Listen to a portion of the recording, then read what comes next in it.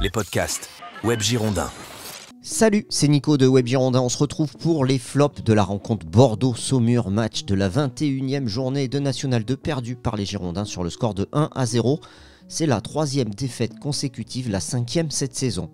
Le premier flop concerne le chef d'orchestre, l'entraîneur des Girondins Bruno Irles. Il livre une composition d'équipe ratée et peu compréhensible qui apparaît fébrile, frileuse à domicile, surtout quand tu dois l'emporter.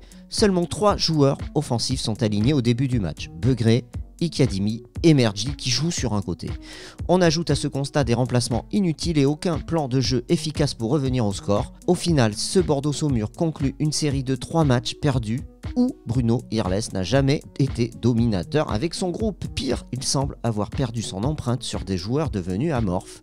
Le jeu de son équipe manque de fluidité et de coordination. Deuxième flop, c'est Thomas Trazier. Il a souffert à la récupération en courant principalement dans le vide. Il a transmis des ballons aussi dans le vide, mot qui peut résumer son match. De plus, il a été dominé par ses adversaires directs dans l'entrejeu et n'affiche pas assez de détermination. Troisième flop, c'est Étienne Begré.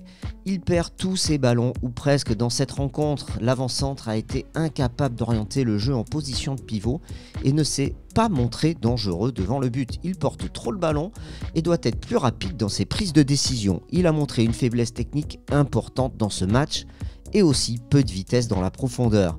C'est un match raté pour le plus gros salaire du vestiaire. Il est remplacé à la 60e minute par Andy Carroll.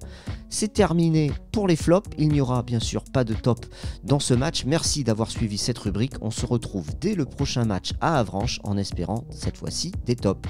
A très vite sur Web Girondins.